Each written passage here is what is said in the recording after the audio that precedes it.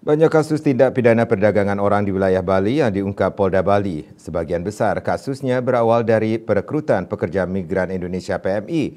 Hal tersebut menjadi perhatian semua pihak, termasuk organisasi yang membidangi ketenagakerjaan seperti AP3MI Bali dan Hilsi Bali.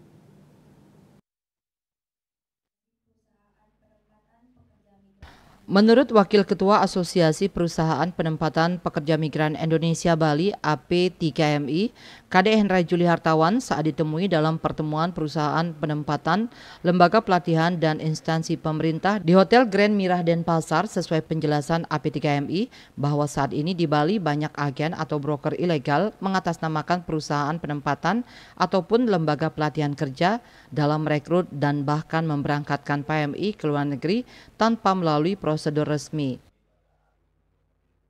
Jadi dengan konsolidasi yang dilakukan oleh Polda Bali bersama rekan-rekan di P3MI atau Manning Agency sangat luar biasa untuk menghindari adanya TPPO yang sangat marak sekali, yang sangat dikoordinasikan dan dimonitoring langsung oleh Presiden beserta Kapolri. Ini merupakan ruang yang lebih bagus komunikasi kita untuk menghindari kejadian-kejadian TPPO yang khususnya wilayah Bali, dan yang lebih bagus lagi ke depannya kita ada sosialisasi langsung ke masyarakat untuk memberikan informasi bahwa harusnya mereka ke agen-agen resmi yang di sini ada P3MI. Sementara Ketua Himpunan Lembaga Latihan Seluruh Indonesia Bali, Hilsi, Imade Sumitra SEMM menyampaikan, pertemuan tersebut dapat mengedukasi dan memberikan penekanan kepada para pemilik lembaga pelatihan kerja di wilayah Provinsi Bali agar berkomitmen untuk tidak melakukan praktek-praktek ilegal di luar jati diri.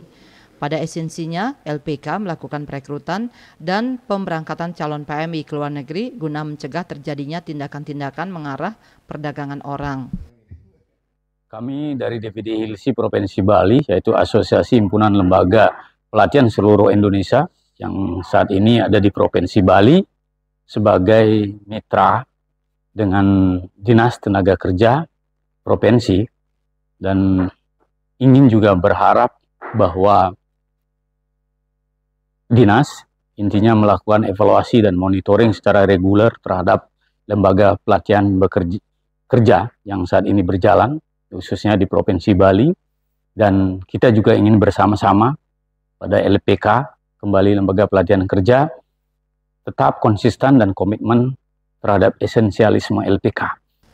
Imade Sumitra SEMM menambahkan lembaga pelatihan kerja siogyanya LPK hanya menyiapkan sumber daya manusia SDM yang andal dan mampu berkompetisi dalam dunia kerja dan bukan sebagai penyedia jasa memberangkatkan atau penempatan pekerja migran Indonesia. Kasus-kasus yang terjadi belakangan ini yakni sebagian besar merupakan PMI non-prosedural yang dimanfaatkan oleh oknum yang mengatasnamakan LPK ataupun agen dengan label LPK dengan modus dapat menempatkan PMI ke luar negeri.